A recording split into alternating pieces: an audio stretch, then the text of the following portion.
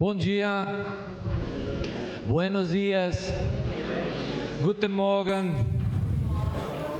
good morning. Cadê a Eliane? Eliana? Rafinha, como é que é bom dia em japonês? Hã?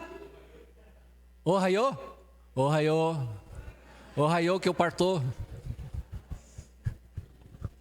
Tem mais algum idioma que é bonjour, né? Tem algum francês aí? Swahili. Muito bom. Alguém está com fome aí? Vai ficar com mais fome ainda.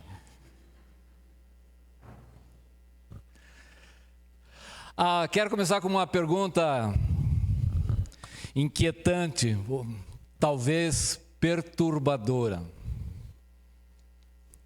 Quais são as necessidades de um missionário? Quem sabe?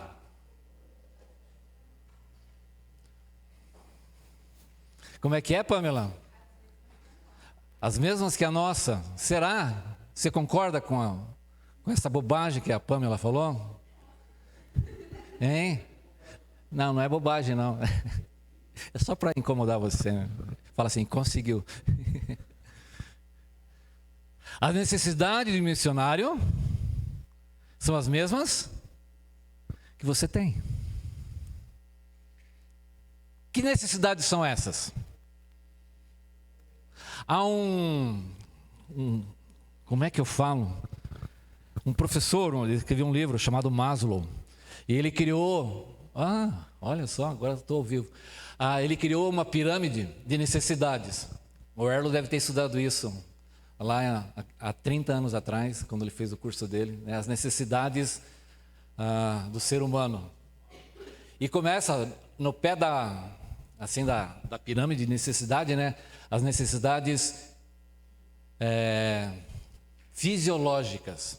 Que necessidades são essas, as necessidades fisiológicas? Eu nem sei o que é fisiológico, para começar.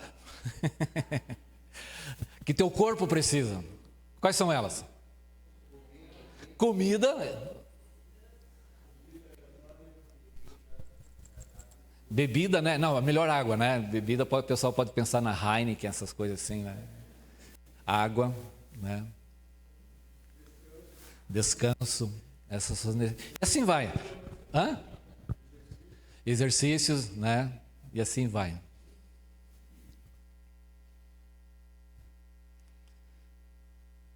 Se Deus multiplicasse a tua oferta missionária por 100 vezes, qual seria teu salário hoje? Primeiro, eu não consigo multiplicar por 100, é muito grande, né? Não é só... E você conseguiria viver, suprir todas as suas necessidades, se assim fosse? Abra sua Bíblia em Filipenses capítulo 4, versículo 10. A partir do versículo 10. Filipenses 4, a partir do versículo 10.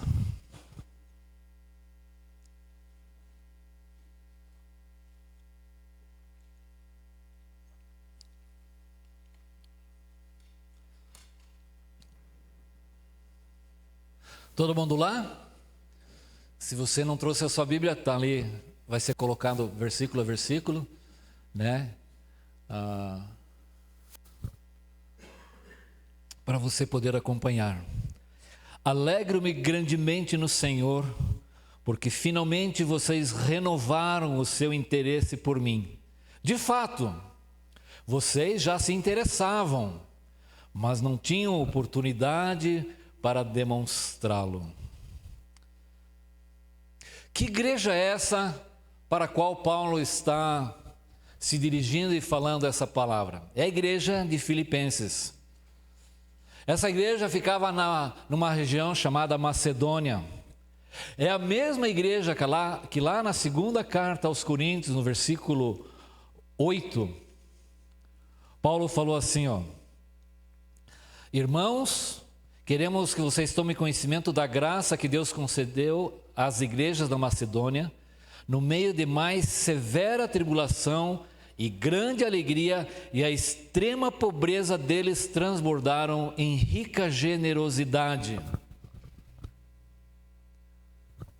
É para essa igreja, uma igreja que estava passando por grandes dificuldades, era uma igreja socialmente, economicamente necessitada, mas tinha grande alegria. Alegram, e Paulo está dizendo que a alegria dele é muito grande. Não era necessariamente pela quantia, porque é disso que esse texto que nós vamos ver está falando, pela oferta que a igreja havia enviado para eles, mas porque aquilo que eles estavam fazendo estava dentro dos domínios do reino de Deus, das coisas de Deus, nos princípios da palavra de Deus. Como nós ouvimos agora de manhã, eles encarnavam na prática aquilo que Deus havia lhes ensinado. E o suprimento de uma necessidade começa com um verdadeiro interesse. Suprir a necessidade de um missionário começa com um verdadeiro interesse pela vida da família dele. Não se trata simplesmente, como está escrito aqui, vir aqui e colocar R$1, R$1.000, seja lá que quantia for. Mas essa oferta, essa oferenda começa com um verdadeiro interesse. Eu faço isso porque eu tenho interesse nisso. E precisa ser algo continuado, porque vocês renovaram o interesse por mim. Não é simplesmente aquele entusiasmo da conferência missionária, e vem um missionário, ele conta 1000 experiências e você fica alegre. No final nós fazemos uma oferta e você vem aqui. E depois, nevermore, nunca mais. Não é disso que fala. O que ele precisa? Como a Pamela falou, das mesmas coisas que nós. O que será que o missionário precisa? Acho que ele deve viver de amor. Então tá bom. Ele vive das nossas orações. Sim, as orações são importantes. Qual é o custo de vida? Por o lugar que ele vai, é o mesmo que da nossa cidade? Quais são as condições do lugar onde ele vive e assim por diante? Suprir a necessidade de um missionário começa com um verdadeiro interesse e saber tudo o que ele realmente precisa. Versículo 11. Não estou dizendo isso porque esteja necessitado, pois aprendi a adaptar-me a toda e qualquer circunstância. Sei o que é passar necessidade e sei o que é ter fartura. Aprendi o segredo de viver contente em toda e qualquer situação, seja bem alimentado, seja com fome, que é o caso de muitos de vocês, tendo muito ou passando necessidade. Tudo posso naquele que me fortalece. Aqui está falando um pouco, na realidade, da atitude que todo missionário deve ter. A necessidade de um missionário não deve ser suprida por causa da necessidade, e sim porque você ou porque nós temos como igreja a visão, o comprometimento, o coração, a obediência. Paulo está dizendo, não é que eu não estou dizendo isso porque eu estou necessitado. E parece contraditório, poxa, se você não está necessitado, então para quê? Mas não é sobre isso que Paulo está falando. Você tem que olhar todo o contexto, e ele está dizendo,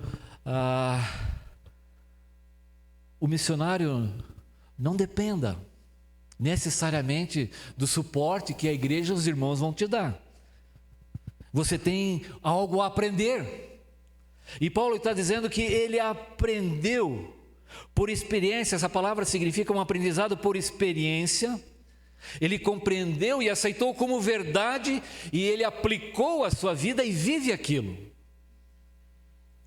Ouvimos agora pela manhã o Mateus falando, o cristianismo as verdades da palavra de Deus, aquilo que aprendemos e entendemos, tem que impactar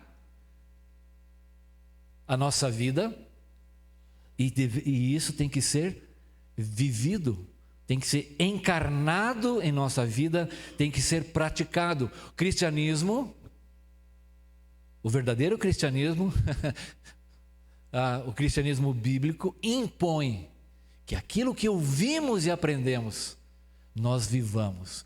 Tem que modificar a nossa vida, a nossa cabecinha, nossos sentimentos, nossas ações, nossas palavras. O cristianismo nos afeta, nos impacta. E o ensinamento daquilo que Paulo aprendeu afetou a vida dele. Ele teve experiências a fim de aprender. Veja, ele não sabia.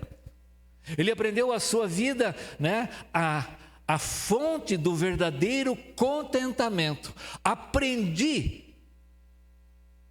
Eu sei o que é passar necessidade. Aprendi o segredo de viver contente. Paulo vai falar em outra carta, fala que a piedade com contentamento é fonte de grande alegria. É necessário aprender, é viver contente. E ele vai descrever, e eu sei o que é passar necessidade. Se você voltar em algumas páginas, em 2 Coríntios, no capítulo 11, ele fala assim, não vou ler todo o texto, só um pedacinho, porque é bastante longo. Ele dá um currículo que provavelmente todos nós fugiríamos. Trabalhei muito mais, fui encarcerado mais vezes, fui açoitado mais severamente e exposto à morte repetidas vezes. 5 vezes recebi dos judeus 39 açoites. Imagina como é que eram as costas de Paulo, né?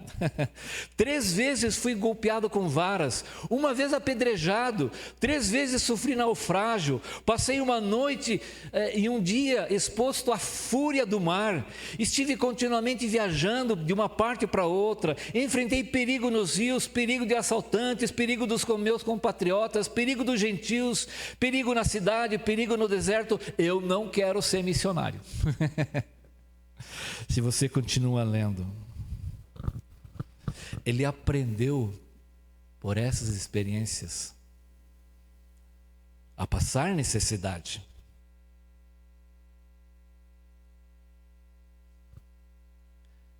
E ali é necessário para o missionário aprender a viver contente em toda e qualquer situação. Ele aprendeu o segredo de ter, e aqui ele vai fazendo um jogo, né? Muitas vezes, eu sei o que passar necessidade, mas sei o que é ter fartura. E Paulo vai dizer então no versículo 12,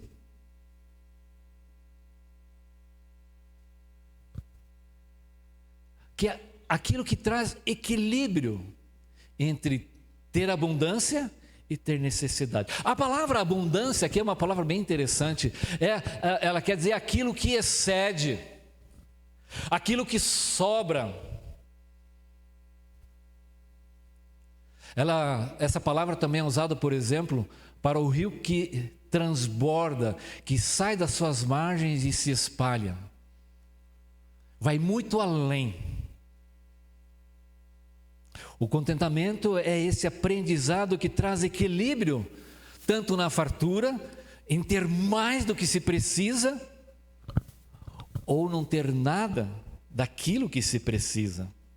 Eu sei o que é ter necessidade. A palavra necessidade significa aquilo que é rebaixado, aquilo que está muito baixo.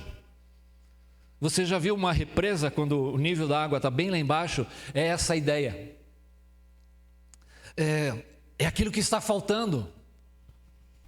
Ele aprendeu o segredo. E a maneira como Paulo escreve aqui, ele significa que, na verdade, a palavra aqui está num modo passivo. O que é o modo passivo? É algo que é feito, por exemplo, quando eu falo, eu lavo, eu sou o agente da ação. É eu que estou executando o ato de lavar. Mas se eu digo, eu sou lavado, eu estou passivo, né? Alguém está me lavando. E quando eu digo, eu me lavo, né? Eu estou executando. E quando Paulo está escrevendo aqui, ele está dizendo, eu fui iniciado, Eu fui ensinado.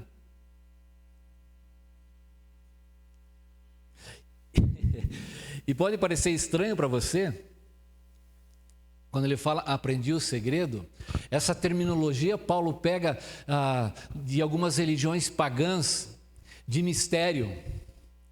E ele pega a mesma palavra. Mas por que ele faz isso, Joel? Porque aquelas pessoas que iam receber essa carta, que estavam ouvindo essa carta, iriam entender exatamente o que Paulo estava querendo dizer. Ele foi submetido a um processo de iniciação, de ensinamento. E ele usa essa mesma palavra para deixar mais claro como é que foi esse processo do aprendizado, de aprender o segredo por meio da experiência, ou como resultado da sua iniciação, de como ele foi sujeito a todas essas coisas. Eu sei o que é estar bem alimentado, a palavra que significa aqui, empanturrado. Tiene esta palavra em espanhol? Empanturrado. Sabe o que significa empanturrado? Sabe, Mauro? Jackson? Empanturrado é como a gente vai ficar daqui a pouco, depois do almoço. Repleto. La barriga llena. Hasta aqui. Sim, né? Isto é empanturrado. É o que Paulo está dizendo aqui. Essa palavra também era usada para a engorda de animais, né? Mas também eu sei que é passar fome. Não é ter fome. Muitos de nós aqui dizemos, estou morrendo de fome. Não é, está morrendo de fome. A gente fala assim, não fala assim? Estou morrendo de fome. Não, o que Paulo está dizendo aqui é passar fome. É diferente. E temos pessoas aqui que sabem o que é isso. Passar fome. A barriga doer.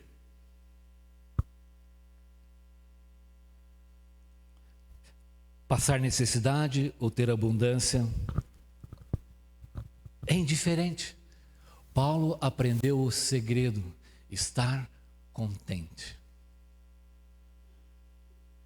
Esse é um segredo que todos nós deveríamos aprender. Viver em contentamento. Uma vez um pai e filho, o pai era missionário, veio para a cidade grande, moravam no interior. Ele veio para a cidade, para a igreja que o sustentava. Então eles foram a um supermercado, um grande supermercado. Aí eles chegaram lá, aquela abundância, aquela coisa fora do comum. Aí o menino olhou para o pai e falou: nossa, pai, quanta coisa que a gente não precisa. Quem já foi na Leroy Merlin? O que você sente quando você entra lá? Nossa, eu não tenho nada disso na minha casa. E você fica assim, né? 35 mil tipos de pisos. E você não sabe qual escolher, né? Você fica que nem uma barata tonta, né? Como você disse barata tonta? La cucaracha perdida, uma cucaracha perdida. Você não sabe o que vai escolher.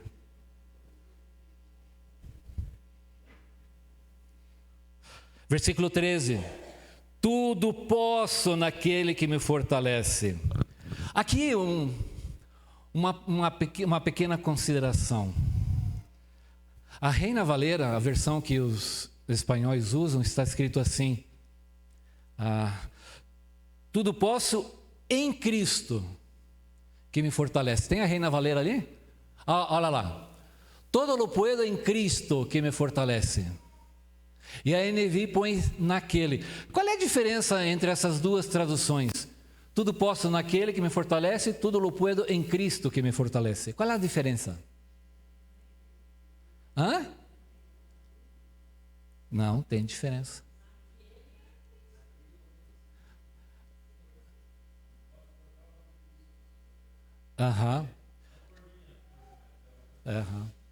É que em Cristo estão as melhores versões gregas, antigas. Naquele existem algumas versões, mas veja, é uma menção indireta. Naquele quem? Nós sabemos isso. Mas a maior parte das pessoas, e você vê lá no né, os adesivos no carro, tudo posso naquele que me fortalece. Em Cristo não se pode esconder que é em Cristo. E toda a versão, as melhores versões, colocam em Cristo. Uma menção direta, objetivo. Eu posso em Cristo. E veja só, as pessoas normalmente estão acostumadas a olhar apenas o versículo 3. Tudo posso naquele que me fortalece. Eu posso todas as coisas. Sim, se eu pular de um prédio... Não, não é isso. Olha o contexto. Ao que Paulo está se referindo? O que ele pode? No que ele é fortalecido por estar em Cristo? A passar e suportar as necessidades e também a fartura. Eu posso, porque é Cristo que me fortalece, é Ele que me dá força. Na verdade, a palavra podia, em tudo tenho força, porque a palavra, ou tenho capacidade de suportar em Cristo, pois Ele me fortalece. Eu tenho os recursos, eu tenho a capacidade. Quando Paulo atinge os limites dos seus recursos físicos, emocionais e espirituais, nele estavam os recursos de Cristo. Já não sou eu quem vivo, mas Cristo vive em mim. Observe o que ele fala em 1 Coríntios 12, versículos 7 a 10. Para impedir que eu me exaltasse por causa das grandezas dessas revelações, me foi dado um espinho na carne. Nós estudamos essa passagem. Quando sou forte, então que eu sou? Não. Quando sou fraco, então que eu sou forte. Estudamos essa passagem há um tempo atrás. Ele aprendeu que estando em Cristo, havia plena satisfação. Em Cristo ele estava plenamente capacitado a enfrentar toda e qualquer circunstância, inclusive o fascínio das riquezas, da superabundância. Estar em Cristo é uma expressão muito comum de Paulo em todo o Novo Testamento. Significa estar unido, identificado, confiando na esfera e no domínio de Cristo. Quantas pessoas realmente entendem isso? De que somos capacitados a enfrentar toda e qualquer situação em Cristo. E não de que podemos ter qualquer coisa que queiramos em Cristo. Não é isso que o texto está nos ensinando. Versículo 14. Apesar disso, vocês fizeram bem em participar das minhas tribulações. Como vocês sabem, Filipenses, nos seus primeiros dias no Evangelho, quando parti da Macedônia, nenhuma igreja partilhou comigo no que se refere a dar e receber, exceto vocês.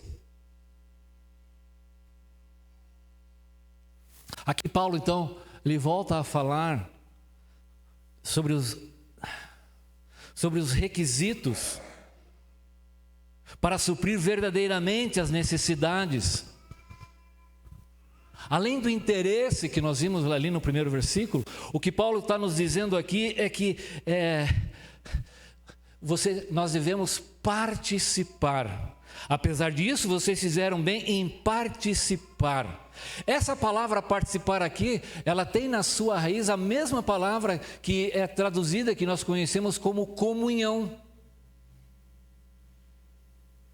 Então, ter comunhão com alguém ou com um missionário, uma das ideias é participar, e é dessa maneira que essa palavra, na verdade aqui é participar conjuntamente, participar de algo com alguém,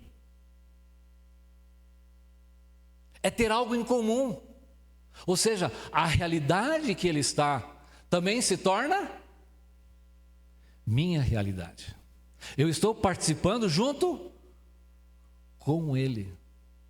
Você percebe que é muito mais do que simplesmente dar uma oferenda, é ter interesse por ele, é participar com ele e com a família dele.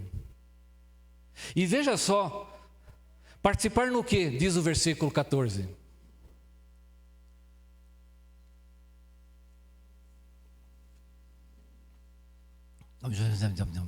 Alguém está acordado aí? Aflições ou dificuldade, tribulação em outra versão. Aquela igreja se juntou a Paulo, tornando a tribulação de Paulo a própria tribulação deles. Eles não somente contribuíam. É nesse ponto que Paulo está nos desafiando a igreja a se identificar e a assumir as lutas e as dificuldades, as necessidades que ele está passando como sendo nossas. Essa palavra tribulação, aflição, ela traz a ideia daquilo que esmaga, daquilo que pressiona, que quebra. Fala da angústia, fala do desgaste físico, desgaste mental, desgaste espiritual, desgaste psicológico. Veja só, aqui Paulo não está falando apenas das necessidades biológicas ou fisiológicas das pessoas, mas também está falando das necessidades emocionais, psicológicas. Veja só, Paulo descreve um pouco isso na segunda carta aos Coríntios, no versículo 4, no capítulo 4, versículo 8 e 9, ele diz assim, presta assim, de todos os lados somos pressionados, mas não desanimados. Ficamos perplexos, mas não desesperados. Somos perseguidos, mas não abandonados. Abatidos, mas não destruídos. Veja, Paulo está falando daquelas condições de perseguição, muitas vezes de abandono, de solidão, de crises espirituais, psicológicas, estar sobrepeso. Aqui as médicas e enfermeiras de plantão, essa palavra era usada na antiguidade para aferir la tensión, a pressão. Era a mesma palavra que era usada, ela tem essa ideia. Intensa pressão, circunstâncias, sofrimento, problemas externos, oposição, prisão, solidão. Eram dessas coisas. Estamos dispostos a encarar aquilo que o Rony, o Josué lá, não posso dizer onde ele está, quase que eu falo, né? O Josué lá naquele país. A Julieta ali no interior de Rondônia. Podemos falar? Você sabe o que está acontecendo com eles hoje?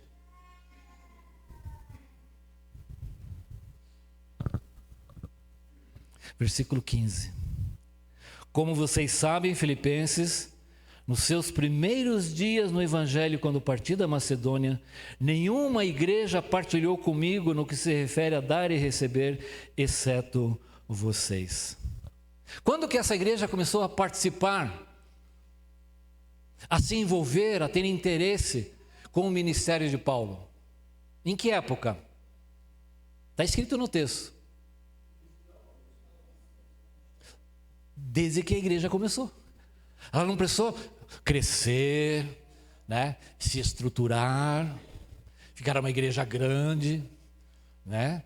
Ter grandes ofertantes, né? Alcançar aquele empresário rico da igreja, né? Desde quando eles começaram a se envolver e participar? Desde o início do Evangelho. Então não é uma questão de idade e maturidade. E novamente aqui a palavra, né, nenhuma igreja partilhou comigo. A palavra partilhar aqui, novamente, sabe que palavra que é? Partilhar, koinonia, que vem a palavra comunhão. Só que é um sentido um pouco diferente aqui. É estar em comunhão, tornar-se participante, companheiro. E Paulo vai começar a usar, e é mais provável aqui, de associar-se. Paulo vai usar agora uma série de termos assim relacionados a finanças, a contabilidade. Vocês se associaram, vocês se tornaram meus companheiros, vocês estão participando no tocante a dar e receber. Literalmente, essa passagem quer dizer: vocês se dispuseram a compartilhar dos seus próprios bens. Um tipo de participação conjunta e interesse mútuo. Essa palavra era usada no contrato de casamento na antiguidade, né? Onde homem e mulher concordavam numa participação conjunta nas necessidades da vida. Eles eram parceiros.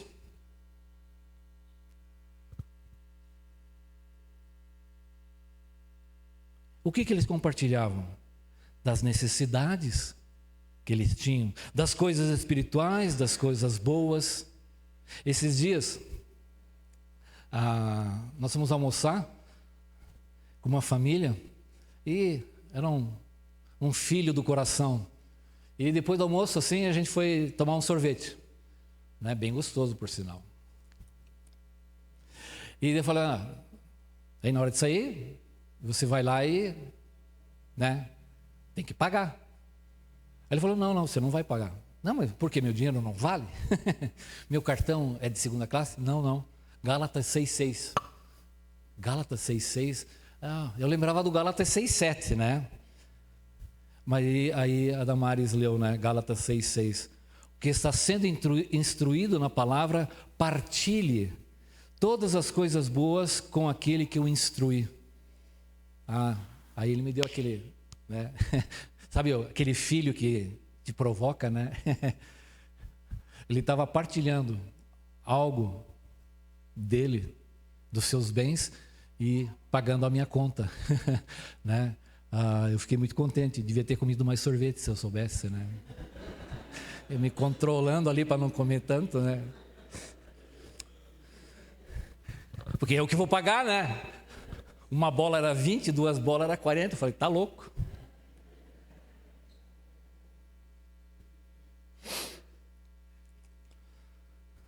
É uma parceria de responsabilidade mútua para irmãos, para com o missionário, para desconhecidos. Essas responsabilidades são coisas do reino de Deus. É uma parceria, a posse de ter coisas em comum, as coisas boas e as coisas não tão boas. Há um pertencimento comum entre nós. É a cooperação no Evangelho. Paulo usa essa mesma expressão no versículo 1:5, ele diz assim: por causa da cooperação que vocês têm dado ao Evangelho. A palavra cooperação aqui é a mesma que a palavra koinonia. E nenhum aqui, voltando, né, comigo, no que se refere a dar e receber. Essa é uma expressão comum do mundo da contabilidade. Quantos de vocês já ouviram falar no livro Razão? Já ouviram falar no livro Razão? Ele tem outro nome, livro caixa. No orçamento de vocês, numa coluna você coloca as receitas, né? Meu salário, né? Tudo que entra lá, tudo que, né? É receita. Do outro lado, o que você põe? As despesas, né? Misericórdia. É sempre maior, né? O que Paulo está querendo dizer aqui, usando esse termo comercial aqui, né, é que nenhuma outra igreja tinha entrado nessa parceria no tocante à receita e despesa. Vocês sabiam quanto eu precisava? E eu mantenho o controle, eu sei quanto sai, só vocês. Nenhuma igreja, na verdade, pode se excusar, se desculpar, porque desde o princípio eles se envolveram com essa intensidade, exceto vocês. Versículo 16: pois estando eu em Tessalônica, vocês me mandaram ajuda, não apenas uma vez, mas 2, quando tive necessidade. Necessidade é aquilo que falta, aquilo que me é útil, e elas precisam ser supridas continuamente. A Pamela falou, não, são as mesmas nossas. Você paga a luz uma vez por ano? Você pode pagar, né? Depois do terceiro mês, o que acontece?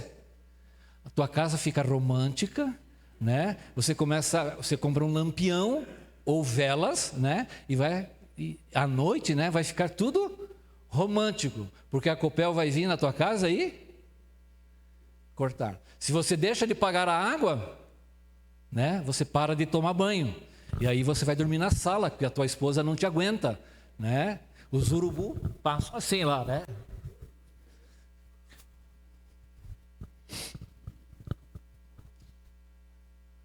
Continuamente.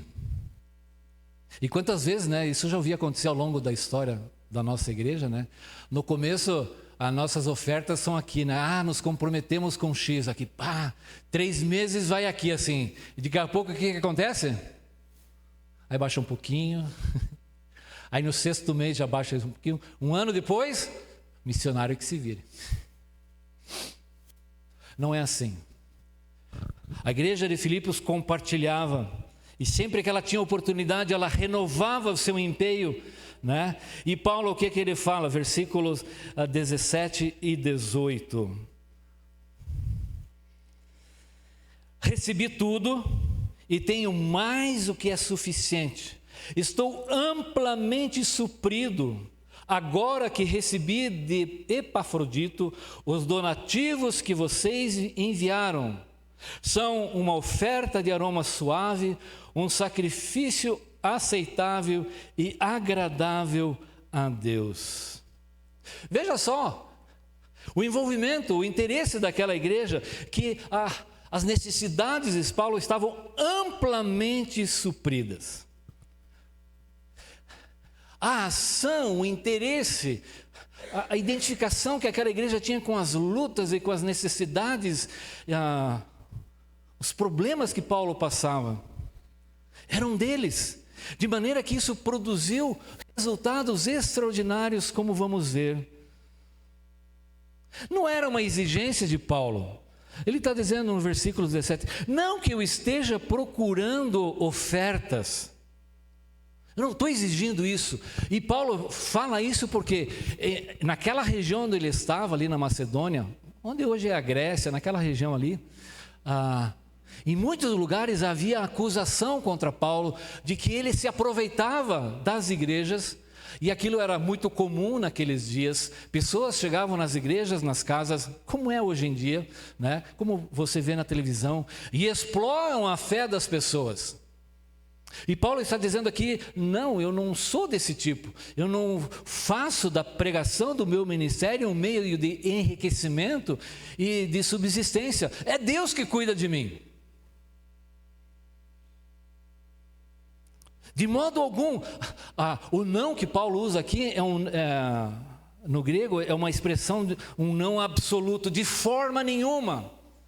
Eu estou procurando esses presentes de vocês, essas ofertas de vocês, de modo nenhum. O que eu busco, o que eu demando é que o fruto, na NVI está escrito lucro. Por quê? A ideia, novamente, aqui é da contabilidade.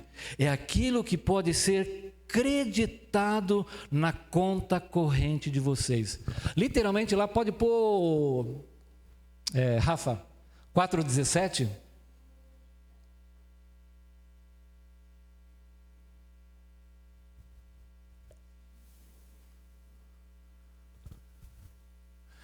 Veja lá como está em espanhol, né? Se não, eu trato de aumentar o crédito na sua conta.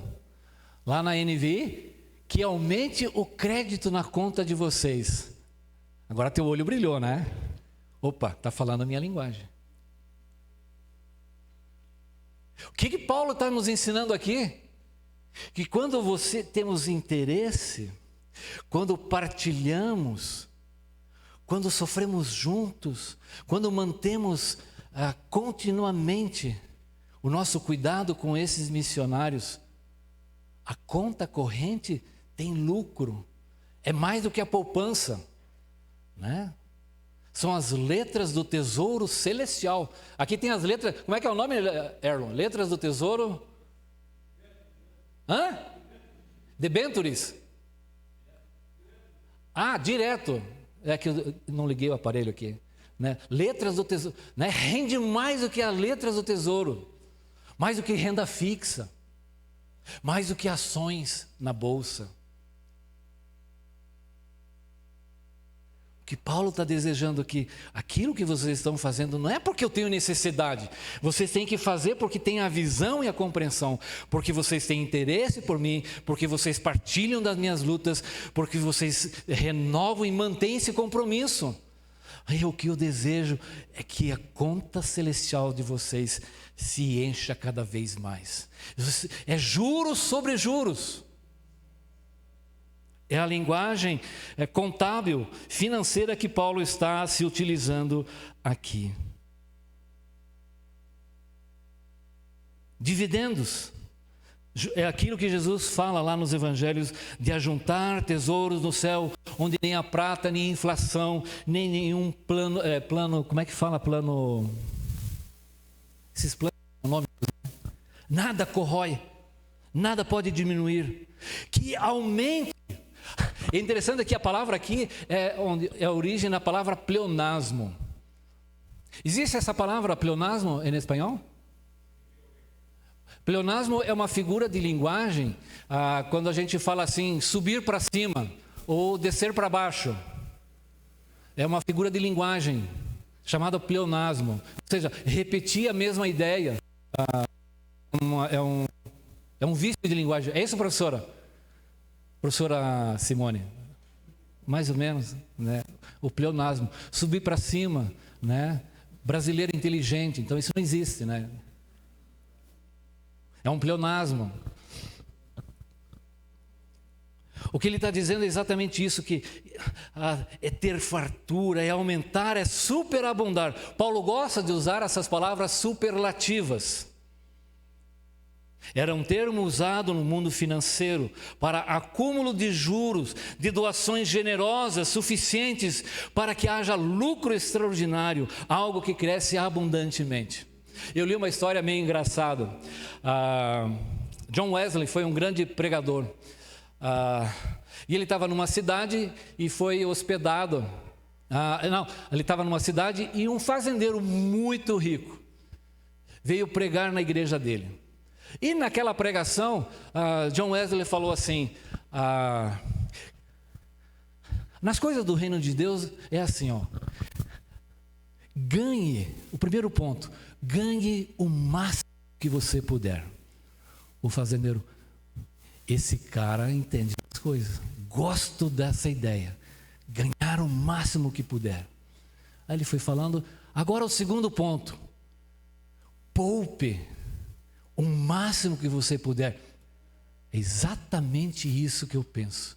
Não se pode ficar gastando à toa.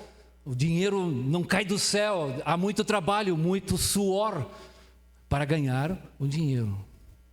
Aí John Wesley chegou no terceiro ponto. Doe tudo o que você puder. Aí o fazendeiro falou, olha aí, estragou tudo.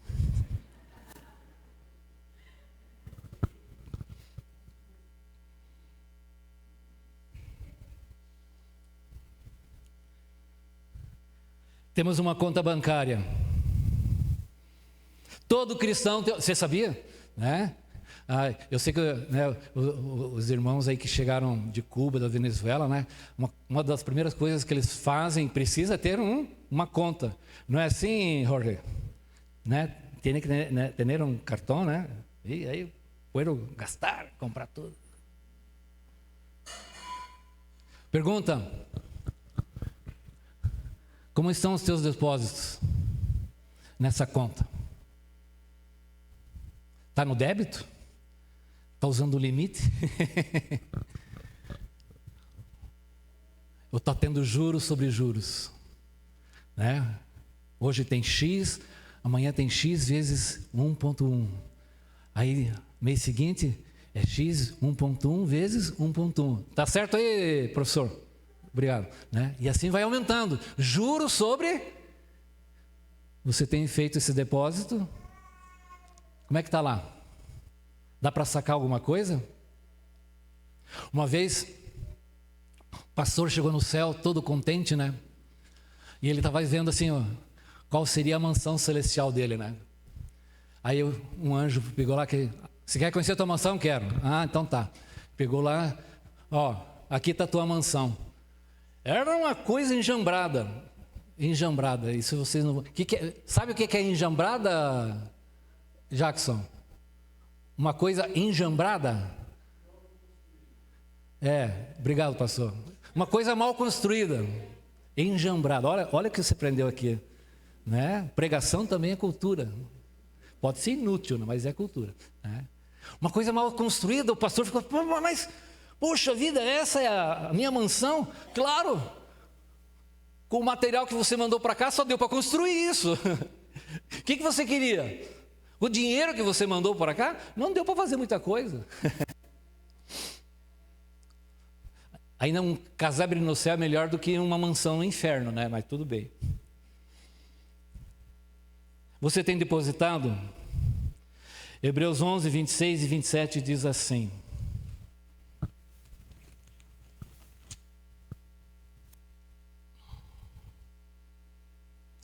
por amor de Cristo, Moisés considerou sua desonra uma riqueza maior do que os tesouros do Egito, porque contemplava a sua recompensa.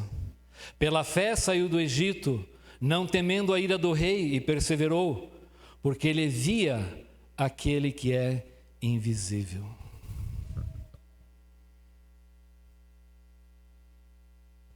Recebi tudo. Essa aqui era uma maneira de... novamente, é o uso de uma linguagem contábil. O que ele está dizendo aqui, ó, estou mandando, se fosse hoje, eu estou mandando o Pix, o Pix não, o comprovante de tudo que vocês me mandaram. Paulo prestava conta. E o que ele está dizendo? Recebi tudo.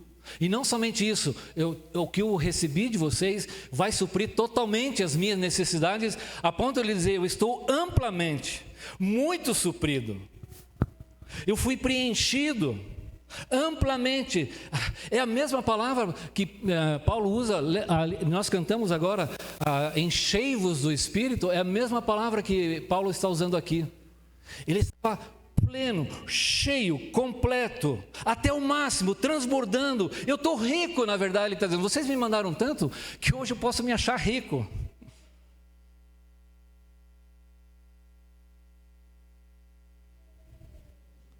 São uma oferta de aroma suave, um sacrifício aceitável e agradável a Deus. Essas expressões são muito importantes. Oferta de aroma suave. Isso remete à ideia do Antigo Testamento, aos sacrifícios do Antigo Testamento. Mas não aquela parte que tratava dos sacrifícios que tratavam dos pecados, que o texto fala também que subiam aquelas ofertas sobre o pecado, também subiam como um aroma suave, um cheiro agradável a Deus, mas era um ato de adoração. Portanto, quando a igreja, e você está comprometido com o missionário, quando você está ofertando, essa oferta é o quê? Um ato de adoração.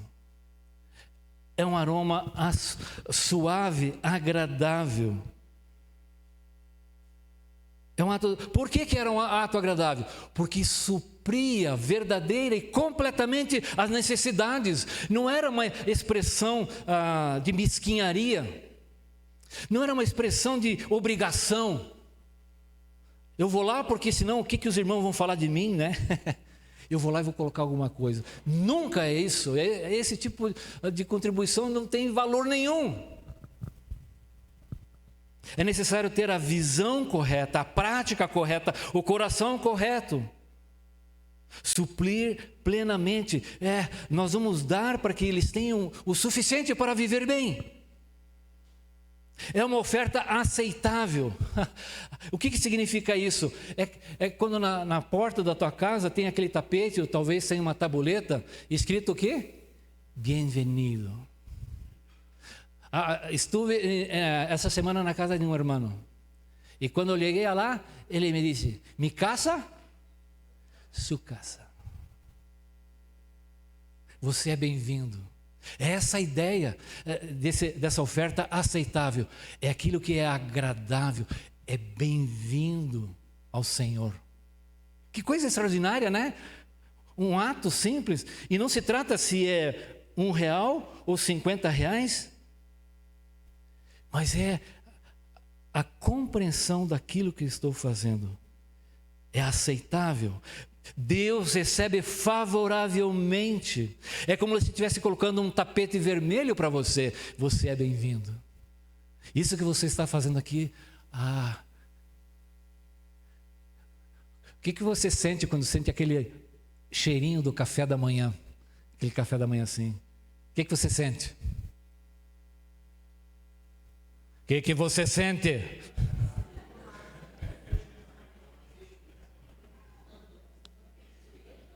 Ou vamos melhorar, você passa na frente de uma churrascaria, ou você tem um vizinho chato que está fazendo churrasco. Aí vem aquele cheiro assim e você fala: "E nem me convidou." Aí você fica assim, né? Ali você já engordou 1 quilo, né? Só. É essa ideia, dessa coisa que agrada e satisfaz. Um sacrifício, porque aquilo que é oferecido a Deus é um ato de adoração. É oferecido com a atitude correta do coração. Não são apenas um ato de contribuir, mas uma genuína oferta apresentada a Deus para promover a sua causa. Eles se associaram com Paulo porque Paulo pregava o Evangelho, como vimos hoje, pregava o verdadeiro Evangelho, a salvação em Cristo, o comprometimento com Cristo. E como o meu tempo, que horas são lá?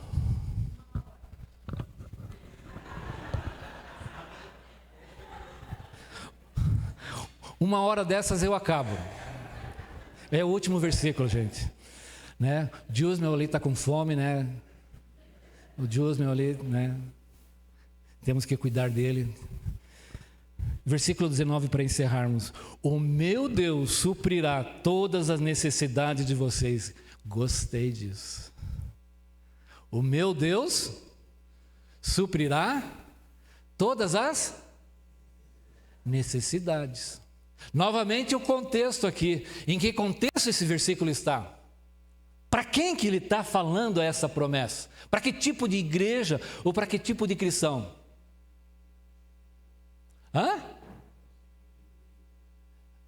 Para aqueles que só contribuíram? Pode ter gente aqui que vem aqui dar 1.000, 2.000, 3.000, mas nada. Contribuíram de que maneira? Oi? Fala alto, Josu. Constantemente, comprometidamente, partilhando da necessidade, partilhando das tribulações, com o coração, com a mente correta. Essa promessa é para essas pessoas, não é para qualquer um. E o pessoal gosta: o meu Deus vai suprir todas. E uma coisa, vai suprir não está falando da ganância, dos caprichos que nós temos. E não tem problema nenhum, né? A gente tem, né, aquele sonho de consumo, né? Quero morar numa casa. Todos nós queremos isso. Isso é uma necessidade. Moradia é uma necessidade, né? A casa onde vocês vão conhecer hoje levou 15 anos para aparecer.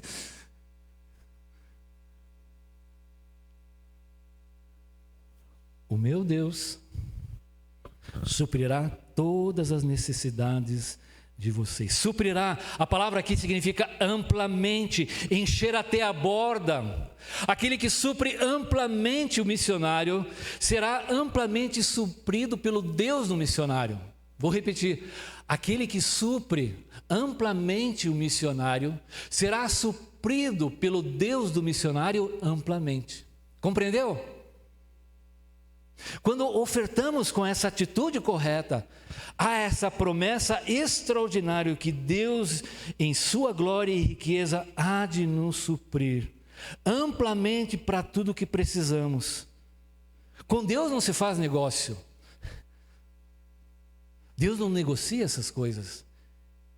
Ele suprirá em sua graça.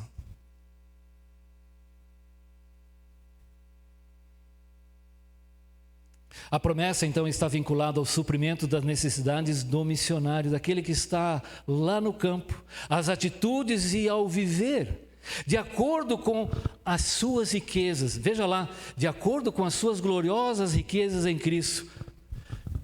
Quero ver se consigo explicar. Por exemplo, né, o Erlo chega aqui para mim, chega para o Luiz, falou: Luiz, está aqui R$10 para você. O que o Erlo fez? Ele supriu uma necessidade da riqueza dele. Mas se o Erlo chega assim, ó, Luiz, eu quero te dar 1 milhão. Você tem dinheiro, hein, Erlo? O irmão aceitou. Não sei se acerta ele põe lá. Veja só, quando o Erlo chega e dá 1 milhão para ele está dando segundo sua riqueza, conforme a riqueza dele. Percebe a diferença? Eu dou R$10, eu estou dando uma parte. Mas quando eu dou 1 milhão, eu estou dando segundo de acordo com as riquezas. Em glória. De acordo com as suas gloriosas riquezas em Cristo Jesus. É muito mais do que simplesmente uma questão financeira e material. Há coisas que nós não conseguimos quantificar.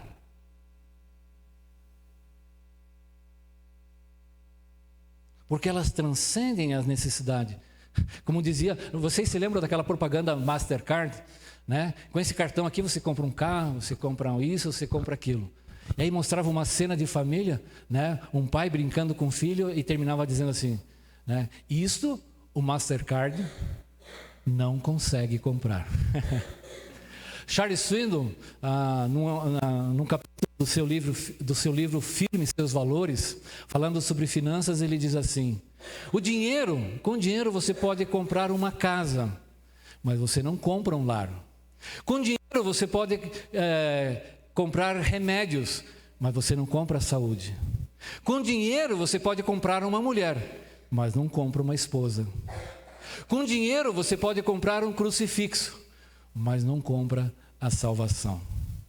Portanto, essas bênçãos espirituais, essa gloriosa riqueza em Cristo é algo que vai muito além do que nós pensamos. E por isso a pergunta para te deixar encafifado. Entendes encafifado? Mauro, que é encafifado? É exatamente o que vocês estão fazendo agora. O que ele quis dizer com isso? Te deixar pensando. Aí o Jackson está lá, por que ele já não falou direto isso? Só para me provocar, né? Deixar você pensando. Qual tem sido a sua prática? Qual a visão que você tem ao ofertar?